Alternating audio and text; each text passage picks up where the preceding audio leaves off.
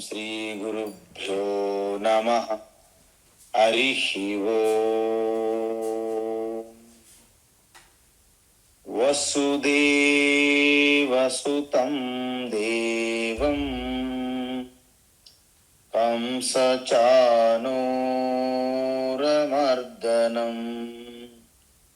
దేవకీ పరమానందం కృష్ణం వందే జగద్గురుం.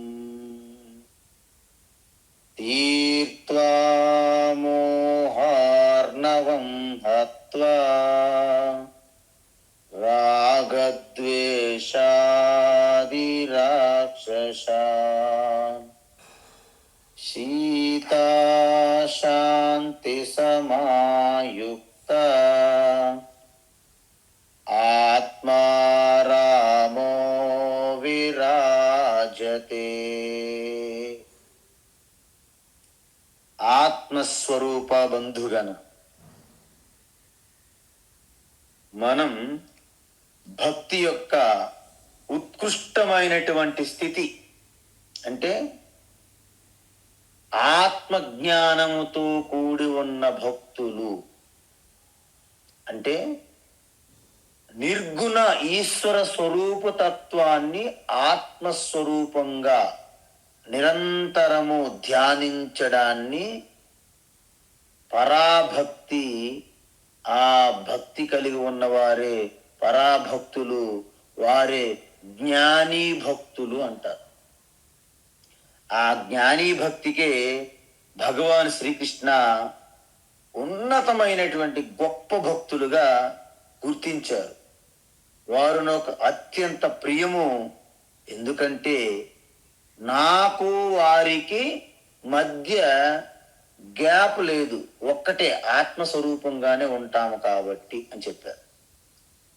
మరి అలాంటి గొప్ప పరాభక్తుల యొక్క సహజమైన స్వభావం, లక్షణములు ఏ విధంగా ఉంటాయి అంటే అవి ఎందుకు తెలుసుకోవాలి అంటే ఆ లక్షణములు మనం గమనించినట్లయితే అవి మనలో ఉన్నాయా, లేకుంటే ఏం చేయాలి? సాధించుకోవాలి, సాధన చేసుకొని. అందుకే అలాంటి పరాభక్తులలో ద్వేషం ఉండకూడదు. సకల ప్రాణుల యందు మిత్రత్వంతో ఉంటారు, కరుణతో నిండిపోతుంది హృదయం. అందువలన వారు ఈ ప్రపంచాన్ని కూడా ఆలింగనం చేసుకునే అంతటి అనంతమైన ప్రేమ, కరుణ హృదయంలో నిండిపోతుందన్నమాట.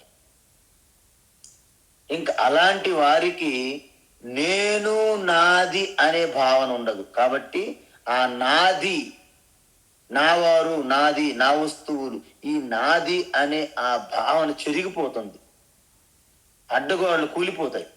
దాన్నే నిర్మమః అంటారు. మనం ఎప్పుడైతే శరీరముతో తాదాత్మ్యం బాగా చెంది అభిమానం పెంచుకుంటామో దానిని అహంకారము అంటారు. ఎందుకంటే ఈ శరీరం నేను అన్నప్పుడే అప్పుడు మీరు కర్తగా మారుతారన్నమాట. అందువలన శరీర అభిమానముతో మనకి అహంకారం ఉంటుంది. కానీ ఈ శరీరము నాది కాదు, ఇది పంచభూతముల నుండి కొంచెం కొంచెం, భూమి నుండి కొంత, నీరు నుండి కొంత, అగ్ని నుండి, వాయువు నుండి, ఆకాశం నుండి, ఇవన్నీ ఒక్కొక్క పంచభూతముల నుండి అప్పు తీసుకుని వచ్చినట్టు వచ్చాయి మనకి. అంటే ఈశ్వర మనకి ఒక ప్రసాదంగా ఇచ్చారు ఈ శరీరాన్ని.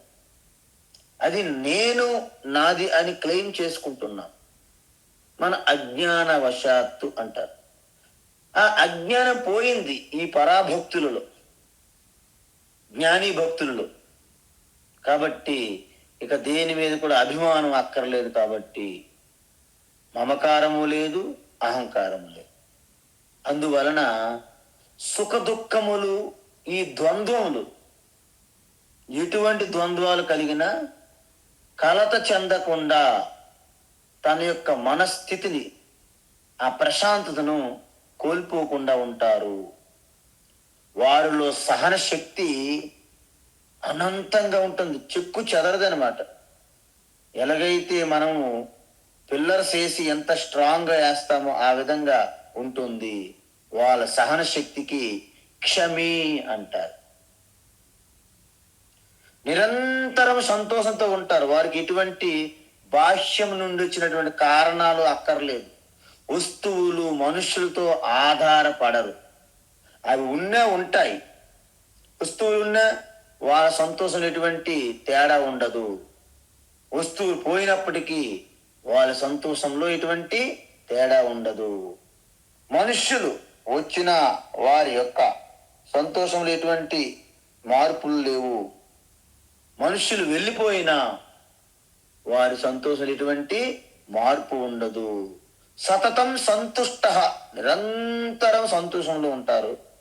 సతతం యోగి, నిరంతరము ఆ జ్ఞాన నిష్టలో ఉంటారు. ఇక్కడ యోగి అంటే మనం చూసాం, జ్ఞాన యోగి. యోగం అంటే జ్ఞానం. ఎవరిలో అయితే ఈ యోగం ఉంటుందో వారే యోగి. ఎవరిలో అయితే జ్ఞానము ప్రకాశిస్తుందో ఆదిత్యవత సూర్యుని వలె వారే జ్ఞాని. యథాత్మ అని చూసాం మనం. అంటే శరీరం అంటే కార్యకరణ సంఘాతం అంటారు. కార్యకరణ సంఘాతం అంటే ఏంటి? కార్యము అంటే ఈ శరీరాన్ని కార్యం, ప్రోడక్ట్. కరణము అంటే ఇంద్రియములు, మనస్సు, బుద్ధి, ఇవన్నింటినీ కరణములు అంటారు. మరి శరీరము, ఇంద్రియములు, మనస్సును ఇవన్నిటిని కలిపి ఇక్కడ ఆత్మ అని చెప్పారు భగవాన్ శ్రీకృష్ణ. యత ఆత్మ అంటే ఈ మూడింటిని మన స్వాధీనములో, మన వశములో ఉంచుకుంటే దాన్నే యథాత్మ అంటారు. మరి యథాత్మ ఎలా సాధించాలి అంటే, ఎప్పుడైతే పతంజలి మహర్షి మనకు సూచించినటువంటి అష్టాంగ యోగ ఆరాధ్యాలు వివరంగా చూసాం. యమ నియమ ఆ రెండు పాటించిన వారికి అద్భుతమైనటువంటి ఒక సచ్చీలత, ఒక మంచి పవిత్రమైనటువంటి హృదయము, మనస్సు కలుగుతుంది. ఎందుకంటే నిరంతరం యమనియమాలు పాటిస్తారు కాబట్టి. ఆసన ఎప్పుడైతే మీరు ఆసనాలు ప్రతిరోజు వేస్తారో, అంటే ఆసనాలు అన్నీ కాదు, ఏదో మీకు వీలైనవి, అంటే వాకింగ్తో సహా ఈ శరీరం యొక్క ఆరోగ్యంగా ఉంటుంది.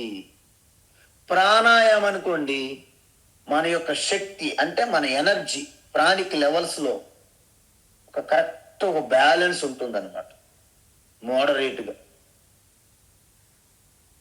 ప్రత్యాహార అంటే ఇంద్రియ నిగ్రహం, అంటే ఇంద్రియములకు బానిసై అవి ఎటు లాగితే అటువైపు పరుగులు తీయాల్సిన అవసరం ఉండదు.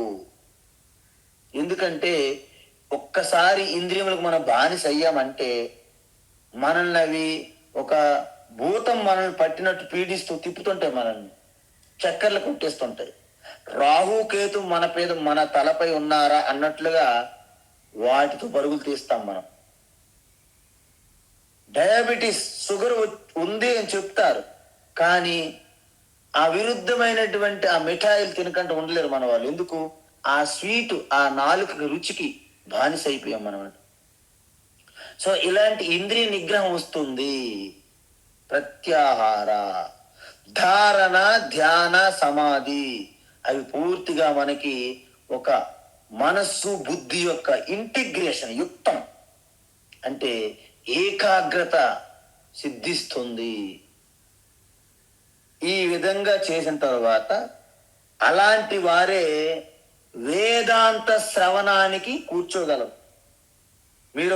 మీరు మాట చెప్పండి, దగ్గర గంటం పావు, అంటే ఈ గంటం పావు ధ్యానము, భగవద్గీత మీరు వింటున్నారంటే మీలో ఎంత ఇంద్రియ నిగ్రహం ఉండాలి, ఎంత మనో నిగ్రహం ఉండాలి చెప్పండి. ఏకాగ్రతతో వినాలి ఏమి చెప్తున్నామా అనేది. అంటే మీరు శ్రవణం చేయాలంటే మీకు ఇంద్రియ నిగ్రహము, మనో నిగ్రహము తప్పనిసరిగా ఉండాలి. నిధిధ్యాసనకు కూడా అంతే కదా. అందువలన ప్రతి మనిషి జీవితములో ఇంద్రియ నిగ్రహం, మనో నిగ్రహం అంటే ఈ యథాత్మ ఆత్మ సంయమం అంటారు. ఇది లేకపోతే ఆత్మజ్ఞానమే కాదు, మీకు వంట జ్ఞానం కూడా రాదు, అబ్బదు. ఎందుకంటే జీవితములు ఏది సాధించాలన్నా ఆ ఏకాగ్రత సిద్ధించాలి మనసుకి.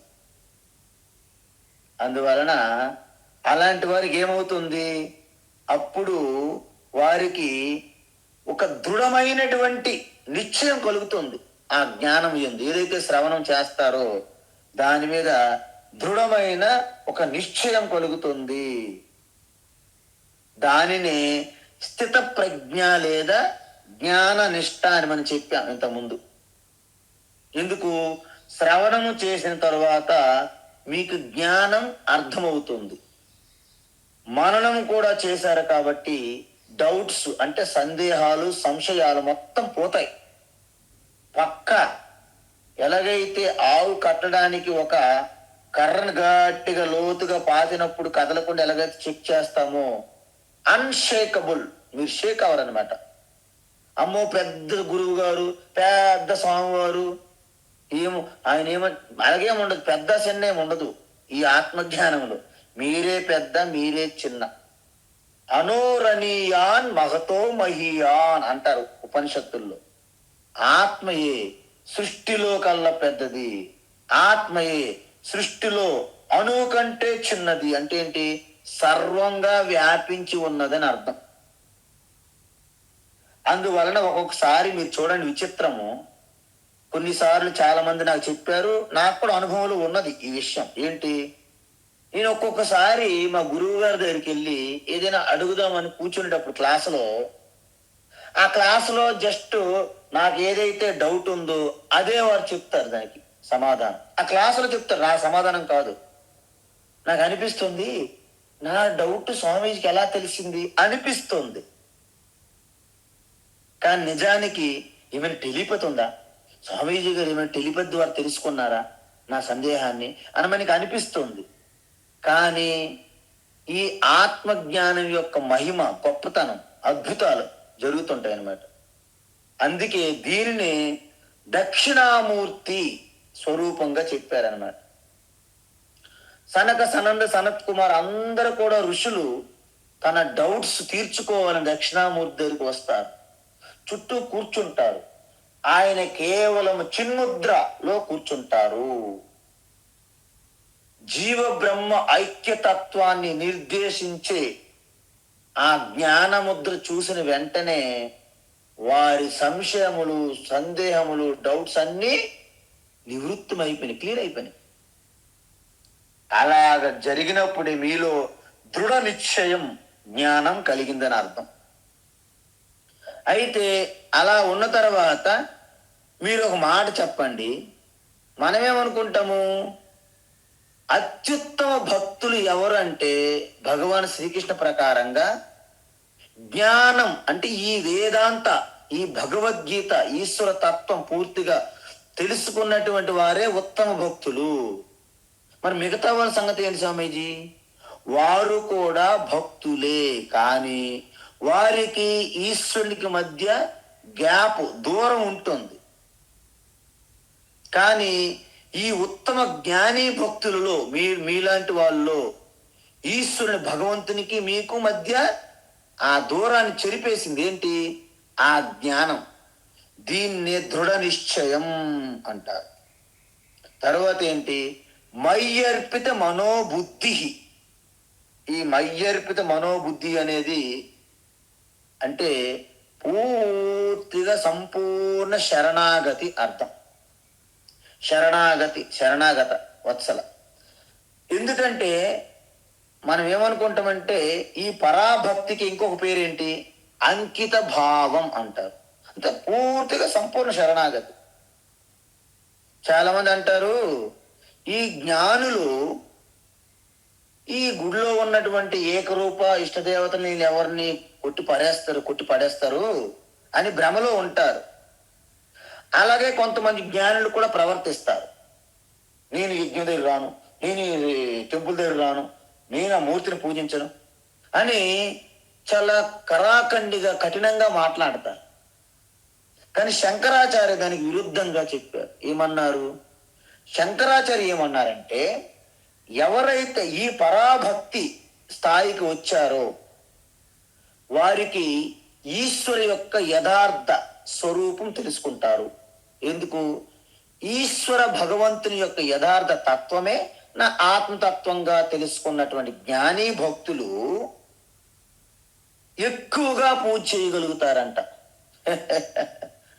వారు ఏం చేస్తారంటే, వారి దగ్గర మనం కారులో వెళ్తుంటాం, వాళ్ళ దగ్గర ఉంటది కదండి, మనం గేర్లు అంటారు, విన్నారండి? గేర్లు మార్చండి, గేరు మార్చమ్మా అంటుంటారు పక్కన.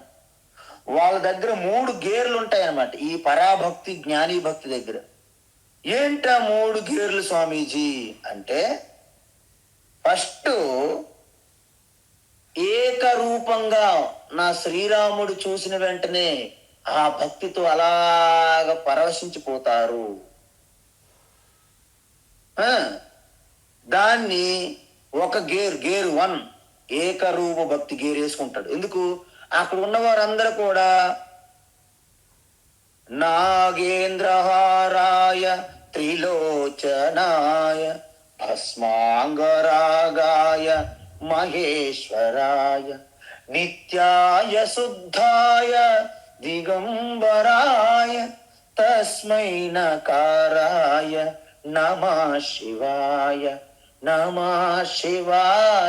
అని శివ అని అందరూ కీర్తించి శ్రవణం చేస్తుంటే, భజనలు చేస్తుంటే తను కూడా హరహర మహాదేవ శంభో అని వాళ్ళతో కలిసి ఆనందం అనుభవిస్తారన్నమాట ఈ పరాభక్తులు, జ్ఞానీ భక్తులు.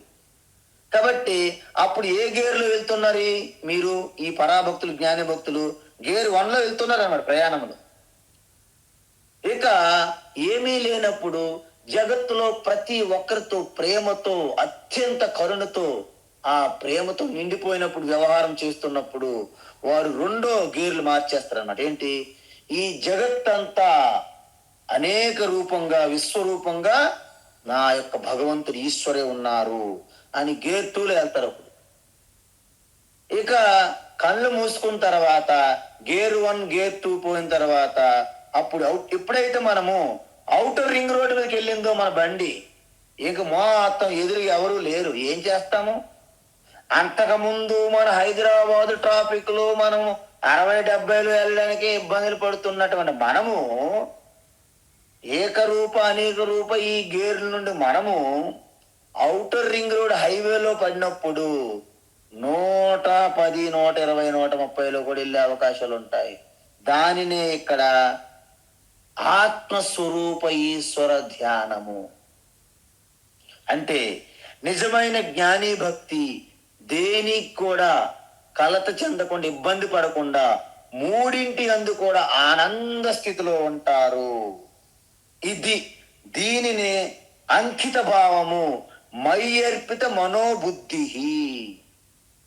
ఏకరూప ఈశ్వరునితో జపము, పారాయణము, అభిషేకము, అలంకారము, చేతులు కాళ్ళతో మొత్తము ఈశ్వరునికి అర్పించారు.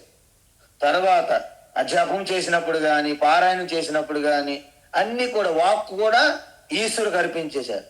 తర్వాత ఇక ధ్యానములో, ఉపాసనలో చేస్తున్నప్పుడు కూడా మనసు, బుద్ధి కేవలం ఈశ్వరుని యందే లయమైనయి. ఆ స్థితిలో మన యొక్క పరిస్థితి ఎలా ఉంటుందంటే, ఇంతకు ముందే చెప్పాను, ఎప్పుడైతే ఉప్పు బొమ్మ సముద్రంలో కలిసిపోయినదో మీరు ఇక వ్యక్తిగతంగా ఒక వ్యక్తి అనేది 0 అయిపోతుంది, కలిసిపోయింది, కరిగిపోయింది. ఎక్కడ? పరమాత్మ అనే సముద్రంలో నేను వ్యక్తి అనే ఒక ఉప్పు బొమ్మ కరిగిపోవడాన్నే మయ్యర్పిత మనోబుద్ధి అంటారు. అందువలన ఈ స్థితి పొందడానికి మనకి ఇష్టదేవత అనే ఒక ప్రణాళిక మనకి మహర్షులు, మహాత్ములు ఇచ్చారు. ఎందుకంటే మన యొక్క సీక్రెట్స్, మన పర్సనల్స్ కొన్ని విషయాలు కొందరితో మాత్రమే చెప్పుకోగలం, ఇంకో మరికొన్ని ఉంటాయి ఎవరితో చెప్పుకోలేం. కానీ మీ యొక్క ప్రభు ఈశ్వర దగ్గరికి వెళ్ళి మీ బాధని, మీ యొక్క ఆ ఏదైతే పీడ మీ హృదయంలో ఉందో దాన్ని ఈశ్వరు ముందు మీరు పెట్టగలుగుతారు. అందుకే ఆరంభములో ఎవరైతే ఈ మనోభావాలు ప్రధానంగా ఉంటారో, ఎమోషనల్ ప్రధానంగా ఎవరైతే ఉంటారో వారికి ఒక ఇష్ట దేవత అనేది అవసరం, ఆరాధన. అందుకే మన రామ, కృష్ణ, త్యాగరాజు, మీరాబాయి లాంటి వాళ్ళు తన సర్వస్వము, రామకృష్ణ పరమహంస లాంటి వాళ్ళు సాక్షాత్తు వారితోనే కమ్యూనికేట్ చేసుకుంటారు, ఆ కాళీమాత, రామ, కృష్ణ. సో ఆ తరువాత అదే కాళీమాత సర్వము జగజ్జననిగా ఉన్నది అని రామకృష్ణుల వారికి అనుభూతి చెందారు. ఆ విశ్వమంతా వ్యాపించి ఉన్న కాళీమాతయే నా ఆత్మస్వరూపంగా ఉన్నదని తోతాపురి మహారాజు వారి ద్వారా అర్థమైనప్పుడు ఆయన సునాయాసంగా అవలీలగా సమాధిలోకి వెళ్ళిపోయేవారు. కాబట్టి ఇది మీరు గమనించాలి. ఇప్పుడు అలాంటి యహ మద్భక్త, అటువంటి భక్తులు, ఎటువంటి భక్తులు అంటే ఏకరూప అనేక రూపము లేని ఈశ్వరుగా కొలిచే పరాభక్తులు ఉన్నారు కదా మీలాంటి పరాభక్తులు అన్నమాట. మీరు జ్ఞాని భక్తులు. మరి అలాంటి వాళ్ళు ఏంటి? నాకు చాలా ప్రియమైన వారు, సహా మే ప్రియ, వారంటే నాకు అత్యంత ప్రియము. ఎందుకు అత్యంత ప్రియం అంటే నా ఆత్మస్వరూపం అయిపోయారు, ఇంక వాళ్ళకి నాకు మధ్య గ్యాప్ ఉంటేగా అని చెప్తున్నారు అనమాట. ఇది నిజంగా భక్తి అంటే ఇది అసలైన భక్తి. పరమాత్మని మీ హృదయస్థంలో ఆత్మస్వరూప ఎరుకుగా మీరు అనుభూతి చెందితే దీన్ని హయ్యెస్ట్ ఉత్తమ భక్తి అని నారద మహర్షి చెప్పారు, నారద భక్తి సూత్రాలలో. శంకరాచార్య చెప్పారు అనేక గ్రంథాల్లో, ముఖ్యంగా వివేక చూడమనిలో కూడా ఉంది. మరి యావత్ ఉపనిషత్తులంతా దీని గురించే చెప్తున్నాయి. వేదాలు, పురాణాలన్నీ కూడా ఆ వెనక మనకి ఒక మెడిసిన్ ఇచ్చేటప్పుడు పైన షుగర్ కోటింగ్ లాగా కథలు చెప్తారు పురాణాల్లో, కానీ దానిలో ఉన్న రహస్యంగా ఉన్న నిగూఢ తత్వం కూడా ఇదే పురాణాలన్నీ. అందుకే ఆత్మ నివేదనం అక్కడ అంటే ఏంటంటే సంపూర్ణ సరెండర్. ఇంక మీరు లేరు, I am nothing, God is everything.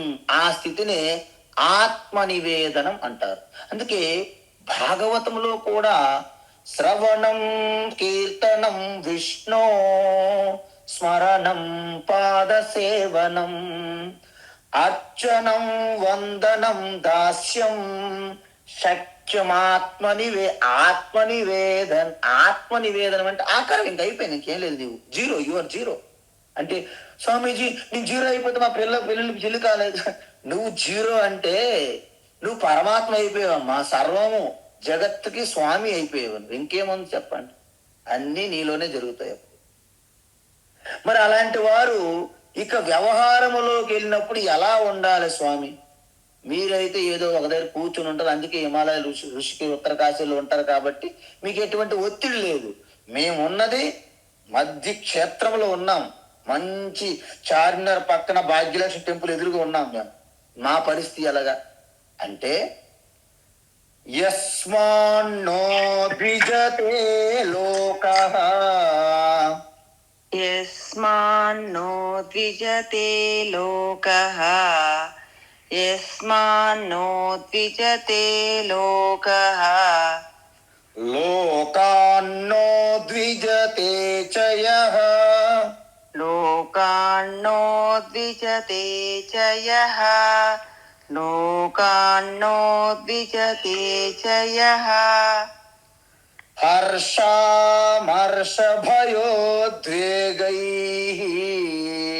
హర్షామర్షభయోద్వేగైః,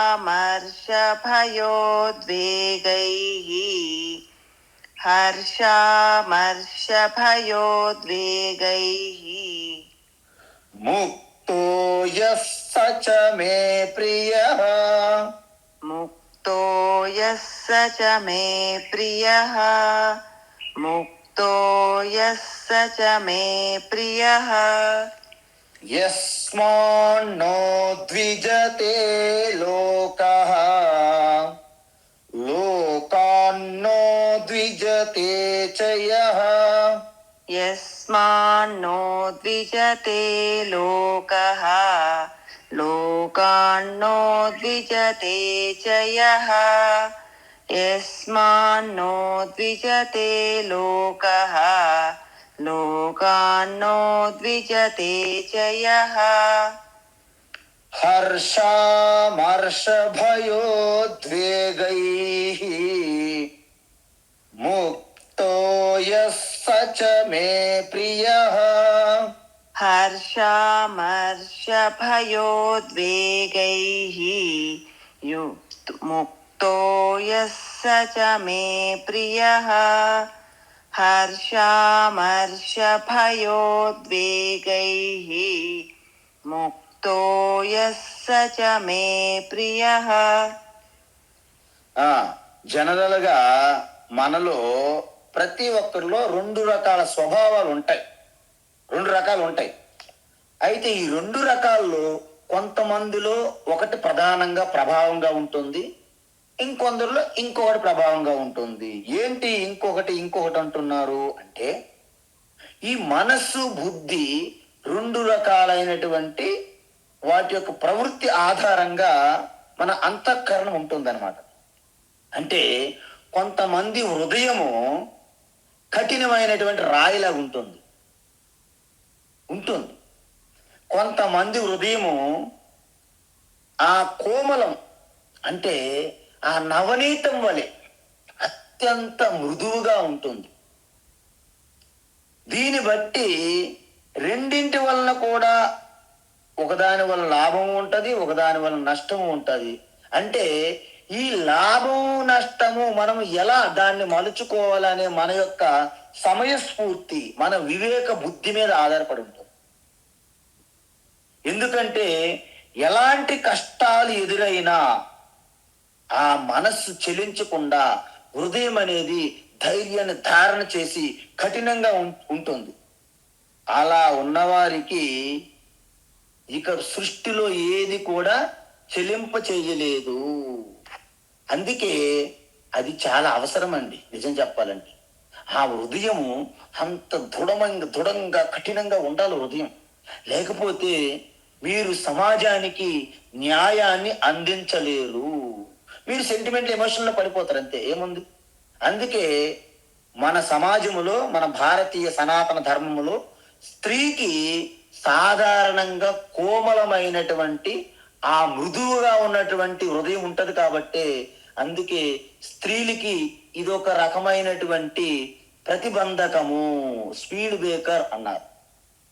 అందుకే స్త్రియో వైశ్య శూద్రాహ అంటే వీళ్ళందరూ కూడా చిన్న చిన్న బలహీనతలు ఉంటాయనే అర్థం, అంతే తప్ప వాళ్ళ మీద వివక్ష భావం కాదు. అందువలన ఈ కోమలత్వం చాలా అవసరం. అది తల్లి ప్రేమ. కానీ ఆ తల్లి ప్రేమ ఆ బిడ్డలకే పరిమితం అవ్వకూడదు. ఆ ప్రేమ యావత్ జగత్తుకు కూడా వ్యాపింపు చేయాలి. అలాంటి ప్రేమ అవసరం. ఇంకా అప్పుడు మీకు ఇంక రెండోది అనేది లేదు. ఇంకా అంత కఠినంగా మారాల్సిన అవసరం ఉండదు. కానీ ఆ స్థితికి చేరుకునే ముందు మీరు కొంత కఠినత్వము ధారణ చేయాల్సి ఉంటుంది. అందుకే సంధ్యావందనం అంటే మనకు ఉపనయనం చేసేటప్పుడు కూడా ప్రాచీన కాలంలో ఉపనయనం చేసేటప్పుడు ఒక బండరాయి మీద నిలబెట్టేవాళ్ళు అన్నమాట ఆ బ్రహ్మచారులకి. ఎందుకంటే బ్రహ్మచారిని అంటున్నాను నేను, మీరు గమనించాలి. ఆడపిల్లలకు కూడా యజ్ఞోపవీతం చేసేవారు మన సనాతన ధర్మంలో. ఆడపిల్ల మగపిల్ల ఏంటండి, ఇద్దరికి కూడా వేద జ్ఞానం అవసరమే కదా. మరి వేదము చదవాలంటేనే యజ్ఞోపవీతం అవసరం కదా. మరి వేదం వచ్చిందే వేదమాత సరస్వతి కాదా. మరి వేదమాత అయినటువంటి వేద జ్ఞానము మరి ఆడపిల్లకి నుండి దూరం ఎలా చేయగలుగుతారు? Who has given right? ఎవరిచ్చారు మీకు హక్కు? అదనమాట. కాబట్టి ఇదంతా కూడా కొన్ని వేల సంవత్సరాలు, వందల సంవత్సరాలు జరిగినటువంటి కుట్ర. కుట్ర అంటే కుట్ర అన్ను, ఇది ఒక స్వార్థపూరితమైనటువంటి ఆలోచన అనండి, అది కుట్రే అవ్వచ్చు. ఓకే. అయితే అందువలన ఎందుకు ఆ బండరాయి మీద నిలబెట్టేవాళ్ళంటే, నీ యొక్క జీవితంలో ఎటువంటి ఎత్తుపల్లాలు ఒడిదుడుకులు వచ్చినా, ఎటువంటి షేకులు కలిగినా నువ్వు కలచ చెందకుండా హృదయం అనేది, గుండె అనేది అత్యంత ధైర్యంతో, గుండె నిబ్బరంగా ఉండాలని ఆశీర్వాదం చేసేవాళ్ళు గురువులకు. అదేవిధంగా ఇప్పటికి కూడా చాలా మంది పెళ్ళైనటువంటి పెళ్లి కూతురు పెళ్లి కొడుకులు వాళ్ళకి రాయి మీద కాలు పెట్టి, అది కూడా ప్రార్థన ఉంది. చాలా అనేక ప్రార్థనలు ఉన్నాయి మనకి, స్తోత్రాలు ప్రార్థనలు చేస్తుంటారు మ్యారేజ్ సమయాల్లో కూడా. అందువలన అలాంటి హృదయం అంత దృఢంగా ఉన్న వ్యక్తి ఈ ప్రపంచంలో హార్ట్ అటాక్స్ కి గురవరు. ఎందుకు గురవరు అంటే ఇవన్నీ, ఇది ఈ ప్రకృతి అంతా ఈశ్వరుని యొక్క లీల. ఈ లీలలో ఏది కరెక్టు ఏది తప్పు మీరెవరు చెప్పగలరు? చెప్పలేం మనం. అందువలన ఆయన మనకిచ్చినటువంటి ఆ ధర్మ నియమాల సూత్రాలు ఏవైతే ఉన్నాయో వాటిని పాటించుకుంటూ వెళ్ళిపోతే ఆయన, మనము అంటే ఏంటి, ఆయన అంటే ఎవరు? భగవంతుని యొక్క ఆదేశాన్ని పాటించినట్టు అవుతుంది, మీ ఇష్టాలను కూడా తీర్చుకునేటట్లు అవుతుందని చెప్పేవాళ్ళు అన్నమాట. సో ఈ విధంగా జ్ఞాని ఎంత సున్నితంగా ఉంటారంటే తను అత్యంత పరిపక్వతతో కలిగి ఉంటారు. కాబట్టి అక్కడ కలిగే సిచ్యువేషన్స్ అంటే ఆ పరిస్థితులకు అనుగుణంగా వారు మారుతూ ఉంటారు. ఉదాహరణకి మనకి ఎవరైనా సరే ఒక దేహత్యాగం చేశారు ఒకడు, అటువైపు వెళ్ళేటప్పుడు జ్ఞాని అంటే పరాభక్తులైనటువంటి ఈ జ్ఞాని భక్తులు ఏం చేయాలి? వాస్తవానికి ఈ ప్రారబ్ధంతో వచ్చినటువంటి శరీరం ప్రారబ్ధం తీరిపోయిన తరువాత అది కూలిపోతుంది, మళ్ళీ పంచభూతములలో ఈ స్థూల శరీరం కలిసిపోతుంది. ఒకవేళ ఆ శరీరాన్ని వాడుకొని ఈశ్వరతత్వమేనా ఆత్మతత్వము, నాకు పుట్టుగా జననము లేదు మరణం లేదని తెలుసుకుంటే మోక్షం పొంది ఉన్నారు ఆల్రెడీ. ఒకవేళ తెలుసుకోకుండా ఈ ప్రారబ్ధం అయిపోయిన తర్వాత శరీరం పడిపోయింది అనుకోండి, సూక్ష్మ శరీరం ఎలాగా వెళ్ళి మరొక శరీరం పొందుతుంది కదా. అంటే ఇంతటి క్లారిటీ ఉన్నటువంటి ఈ పరాభక్తులకి అప్పుడు ఏం చేస్తారు? మంచిది, ఓం నమ పార్వతీపతి, మంచిది, ప్రశాంత్ శాంతమైంది, ఆయన యొక్క ఆత్మ శాంతి పొందునుగాక అని ఓం త్ర్యంబకం యజామహే సుగంధిం పుష్టివర్ధనం ఉర్వారుకమివ బంధనాన్ మృత్యోర్ముక్షీయ మామృతాత్ అని ఒక స్వస్తి వాచకం చెప్పి, ఒక శాంతి మంత్రం చెప్పి, లోకా సమస్త సుఖినో భవంతు అని ఆనంద స్థితిలో ఉండాల్సినటువంటి మీరు అక్కడ మీరు అంత హ్యాపీగా ఉంటే బాగుంటుందా? ఒప్పుకోరు ఎదుటోళ్ళు. మీరెంత కఠినమని మీ మీద నిందిస్తారు. కాబట్టి మీరు కూడా వాళ్ళ దగ్గర ఓదారుస్తున్నట్టు చిన్న నటన చేయాల్సి వస్తుంది మనకి. ఎందుకు? అక్కడ జరిగేది ఏమి లేదు నిజానికి. కానీ కొంతమంది కింద మీద పడిపోయి గోల పెడతారు, ఏడుస్తుంటారు. ఎందుకు? వాళ్ళ మీద వాళ్ళకి ఎక్కువ ఉన్నది. నిజానికి వారి వలన లాస్. అక్కడ ఎటువంటి ఏ కార్యక్రమం చేయకుండా అడ్డుకుంటుంటారు వాళ్ళు. మిగతా వారు కూడా వాళ్ళ యొక్క శక్తి సామర్థ్య వివేకాన్ని నిర్వీర్యం చేస్తుంటారు కొంతమంది. అలాంటప్పుడు జ్ఞాని భక్తులు స్పష్టత లోపల ఉంటుంది కాబట్టి పైన అమ్మో అవునా అని చిన్న సానుభూతి చూపెట్టినట్లు ఉంటారు తప్ప అది మంగళకరమైన కార్యమే అని భావన ఉంటుంది మీకు. అది ఆ తేడా. కాబట్టి ఏది జరిగినప్పటికి కూడా మీలో ఒక 2 గేర్లు ఉన్నాయి. ఏంటంటే ఆత్మ పరమాత్మ సత్యం, ఏవత్ నామరూపములుగా ఉన్న జగత్తు ప్రపంచం అసత్యం, అనిత్యం, తాత్కాలికం, క్షణికం. ఇది బలమైనటువంటి మీ హృదయంలో నాటుకుపోవాలి ఈ తత్వజ్ఞానం. అప్పుడు మీకేమవుతుందంటే ఏదైనా ఒక షాప్ న్యూస్ మీకు వచ్చిందానికి వార్త, చిన్న కలత చెందినట్టు అనిపిస్తుంది షాక్ మీకు కూడా. ఎందుకంటే మీరు కూడా దేహం ధరించి ఉన్నారుగా. అయితే ఒక్కసారి ఈ తత్వాన్ని ఒక్కసారి నెమరు వేసుకోండి, గుర్తు చేసుకోండి. అందుకే మనము ఈ వేదాంత భగవద్గీత శ్రవణము చేసేటప్పుడు మీరు పాటించాల్సిన నియమం ఏంటంటే డౌట్స్ రైట్ చేయకూడదు. చెప్తున్నప్పుడు వింటున్నప్పుడు ఉంటే రాసుకోండి. ఎందుకంటే ఆవు ఎలాగైతే తన మేత మేస్తున్నప్పుడు గాబరగా గాబరగా గాబరగా అటు తిరిగి ఇటు తిరిగి అంత తీసుకుంటుంది లోపలికి ఫుడ్. కానీ నెమ్మదిగా సమయం వచ్చినప్పుడు నెమరు వేసుకుంటుంది మళ్ళీ. ఆ విధంగా మనం చేయాలి. అందుకే కొన్ని 20-30 సంవత్సరముల నుండి గురువుల దగ్గర ఈ వేదాంత శ్రవణాలు చేస్తున్నప్పటికీ ఎక్కడి గొంగలు అక్కడే ఉన్నట్లున్నారు మన మిత్రులు. మీరు అబ్జర్వ్ చేయండి, చూడండి వాళ్ళని, ఏం మార్పు లేదు.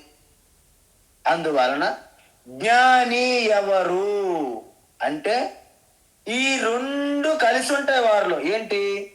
మృదువుగా నవనీతం వంటి మృదువుగా ఉన్న హృదయం వారిలో ఉన్నది, అత్యంత కఠినంగా ఉన్నటువంటి రాయిలాగా ఉన్నటువంటి హృదయం కూడా వారిలో ఉంటుంది. ఇది పరాభక్తులైనటువంటి మీలో ఈ రెండు ఉండాలి. లేకపోతే శుష్క వేదాంత తమో భాస్కర అని మలయాళ స్వామి వారు చెప్పారు. ఇది ఒకసారి బుక్ రాశారు ఆయన.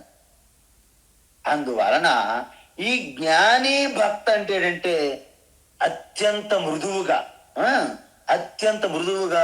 అత్యంత నవనీతమైన వెన్నలాగా హృదయాన్ని కలిగి ఉంటారు. ఏంటి? మీరు కర్తగా ఉన్నప్పుడు అంటే నేనే కార్యక్రమాలు కర్తవ్య కర్మలు చేస్తున్నప్పుడు మీరు అత్యంత ప్రేమతో అత్యంత మృదువుగా ఉంటారు. కానీ మీరు ఆ ఫలితాలను అనుభవించేటప్పుడు మాత్రము మీరు చాలా కఠినంగా ఉంటారు. ఎందుకంటే అక్కడ సెంటిమెంట్లు, స్వార్థంగా మనవారు అనే భావనని మీరు విడిచిపెట్టేస్తారన్నమాట. అందువలన ఏ సమయములో మీరు కఠినంగా ఉండాలి, ఏ సమయములో నేను ప్రేమతో నిండిపోయిన నవనీతం వెన్నలా ఉండాలి, బట్టర్, క్లారిఫైడ్ బట్టర్, ఇది ఆ పరిపక్వత మనలో ఉంటుంది. అంతే కదండి.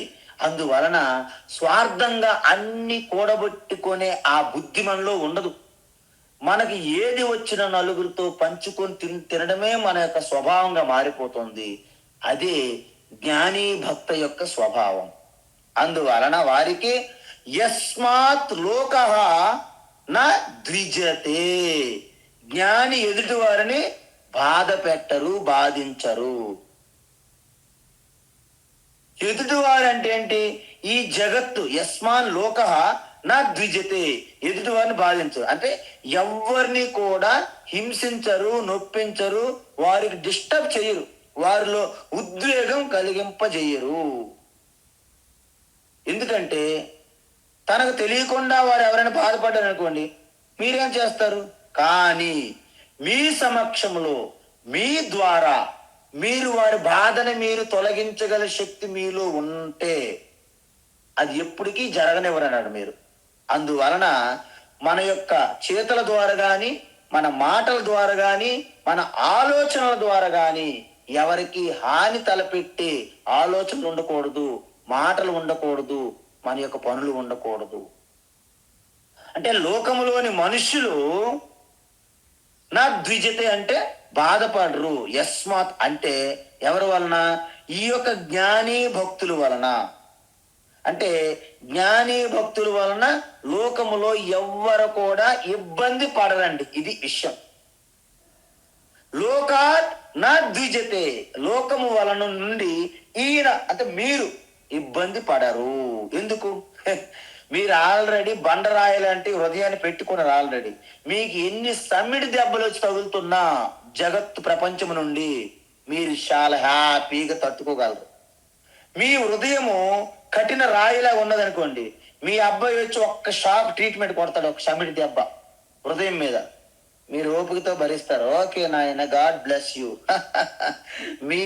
నీకు కూడా మంచి సద్బుద్ధి ప్రాప్తించుగాక, నీ హృదయం పవిత్రమైపోయి ప్రపంచాన్ని అంతటి కూడా నువ్వు ఆలింగనం చేసుకుని ఆ ప్రేమ కరుణ నిండిన హృదయం నీకు ప్రాప్తించుగాక అని ఆశీర్వాదిస్తుంటారు మీరు.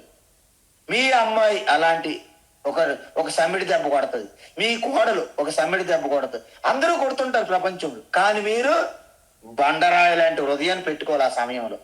కాబట్టి మీరు ఈ లోకమంతా కూడా మిమ్మల్ని కదిలించలేదు. లోకాన్ నా ద్విజతే, మిమ్మల్ని ఉద్వేగం కలిగించలేదు. జ్ఞానిని కీర్తిస్తూ అనేక రకాల శ్లోకాలు కూడా మన మహర్షులు రాసి ఉంటారు. వజ్రం కంటే కఠినంగా ఉంటదండి ఈ యొక్క ఆ జ్ఞాని భక్తుల యొక్క హృదయం ఎలా ఉంటుందంటే వజ్రాదపి కఠోరాని మృదూని కుసుమాదపి లోకోత్తరాణం చేతాంసి ఓహి విజ్ఞాతుమర్హతి. అంటే ఈ జ్ఞాని భక్తులు, మీలాంటి పరాభక్తులు, ఉత్కృష్టమైన భక్తులు హృదయం ఎలా ఉంటదంటే వజ్రం కంటే కఠినంగా ఉంటదంట. అండ్ అప్పుడే అలాగా ఆ పుష్పము అలాగా వికసిస్తుంటే ఆ మృదుమైన కోమలమైనటువంటి ఆ పెటల్స్ కంటే మృదువుగా, అంతకంటే సాఫ్ట్ గా మీ యొక్క హృదయం ఉంటది. రెండు కూడా. అందువలన లోకం కోసమే మీరు కేవలం లోక కళ్యాణం కోసం పాటుపడుతున్నటువంటి మీ యొక్క బుద్ధి, మనస్సు, మీ సర్వ వ్యక్తిత్వాన్ని ఎవరు తెలుసుకోగలరండి ఆ లోతుని అంటున్నారన్నమాట. అందువలన ఈ విధంగా జ్ఞాని భక్తుల యొక్క గొప్పతనాన్ని భగవాన్ శ్రీకృష్ణ మరొకసారి అద్భుతమైనటువంటి విధానంతో తెలియజేశారు. మరి అలాంటి వారు ఏమవుతుంది? హర్ష అమర్ష భయ ఉద్వేగై ముక్త. అంటే ముక్త అంటే ఏంటంటే వాటి నుండి మీరు పూర్తిగా మోక్షం పొందుతారు. ఇదేటి నుండి? హర్షము అంటే ఒకసారి ఎప్పుడు అనేక సార్లు మన యొక్క క్రికెట్, పాకిస్తాను మనకంటే ఒక శత్రువుగా భావన ఉంటుంది. మనకి, వారికి ఉంటుంది, మనకి ఉంటుంది. కానీ క్రికెట్ మ్యాచ్ అయిందనుకుని యుద్ధం కానీ, సిపాయిలు ఆ యొక్క బార్డర్లో, సరిహద్దుల్లో యుద్ధమైన గ్రౌండ్ లో ఆట అయిన రెండు కూడా అంత ఉద్వేగంతో చూస్తుంటాం మనం. ఒకరు ఏం చేశారంటే అసలు ఆ సమయంలో మనం సెమీఫైనల్కి వెళ్తామో లేదో అనే డౌట్ లో ఉన్నప్పుడు పాకిస్తాన్తో పడినప్పుడు చాలా భారీ విజయం సాధించారు. ఒక అతను ఏంటంటే ఆ విజయాన్ని, ఆనందాన్ని తట్టుకోలేక హార్ట్ అటాక్ వచ్చి చనిపోయారు. అంటే ఇక్కడ మీకు ఏంటి అర్థమవుతుంది? మనలో ఎక్కువ అధికమైన సంతోషాన్ని తట్టుకోలేము, అధికంగా కలిగినటువంటి బాధని తట్టుకోలేము. అంటే దీన్ని హర్ష అమర్ష. హర్షం అంటే మరి ఊహించినటువంటి, అప్పటికప్పుడే మీరేమో ₹1,00,000 కోసం, అప్పుల కోసం నెల రోజుల నుంచి తిరుగుతున్నారు. మీకు అనుకోకుండా ఒక 50 లక్షల లాటరీ పోయింది అనుకోండి, ఏంటి మీ పరిస్థితి? వెంటనే మనం వెళ్ళి పైకి వెళ్ళి ఆ సీలింగ్ ఫ్యాన్కి వెళ్ళి గుద్దేస్తాం. ఎందుకు? మీరు ఊహించలేదు. హర్షం. మరి అమర్ష అంటే ఏంటంటే చాలా మంది భక్తుల గురించి కాదు, భక్తులుగా రెండు ఉండవు, అజ్ఞానం గురించి చెప్తున్నాను. వాడేమో అవినీతితోనే కొన్ని 100 కోట్లు, లక్షల కోట్లు సంపాదించాడు. ఒక్కసారి ఈడీ, ఐటీ అన్ని వచ్చి పడ్డాయి. ఒక్కసారి షాక్. అప్పుడు మనం ఏమన్నా మనము దాని నుంచి బయటపడలేము. పాలు అమ్మి సంపాదించాను, పూలు అమ్మి సంపాదించాను అన్నీ ఎవరు నమ్మరు.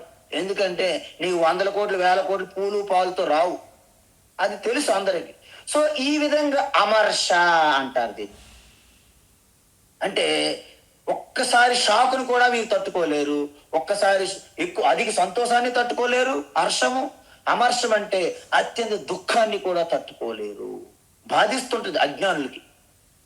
భయము. ఈ భయం అనేది అనేక రకాలుగా ఉంటుంది.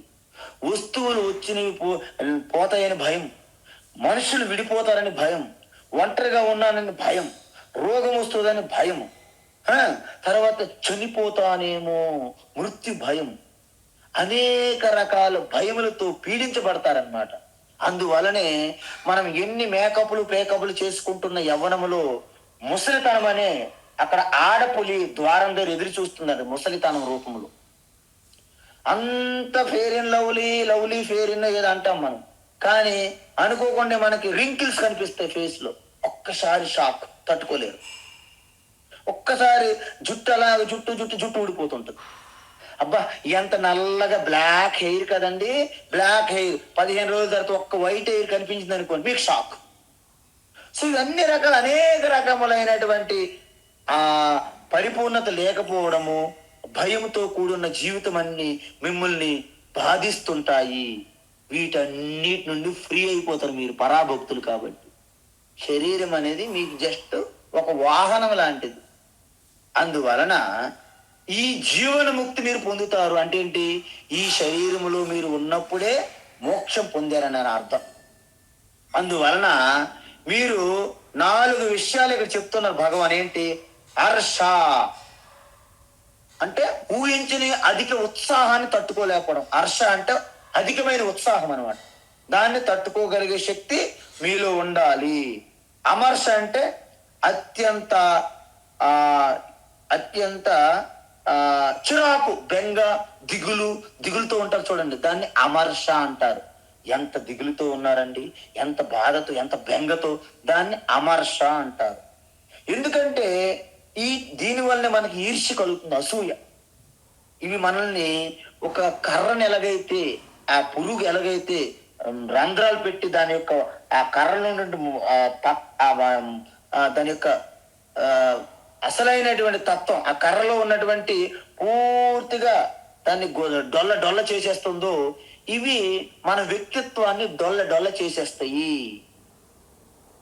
అదే విధంగా భయం చెప్పాను. ఉద్వేగై, ఈ ఉద్వేగం అండి అంటే ఏంటంటే, ఉద్వేగం అంటే దేన్ని తట్టుకోలేకపోవడం. ఊగిపోతారు చూడండి మనం మాట్లాడితే. అంటే మన మాటల ద్వారా కానీ మన చేతల ద్వారా కానీ ఎదుటోళ్ళకి ఒక ఉద్వేగం కలిగించడం అనేది అలాంటి మీకు కలగదు. ఎందుకు? మీరు కారుకి ఆ షాక్ అబ్జార్బర్స్ ఎలాగైతే ఉంటుందో, ఈ జ్ఞాని భక్తికి ఈ షాక్ అబ్జార్బర్ అనేది ఉంటుంది. అందువలన వీళ్ళు ఎవరు ఈ యొక్క సృష్టిలో మొత్తం కూడా మీకు ఏమైనా భయం లేదు.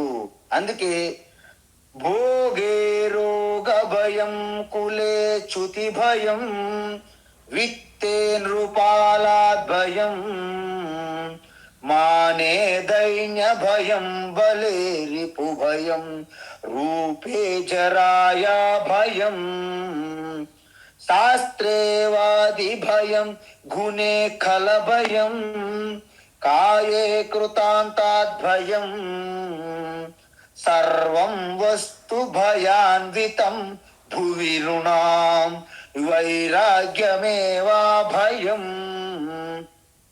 చూసారా? ఎందుకంటే భర్తృహరి ఒక శ్లోకం రాశాడు.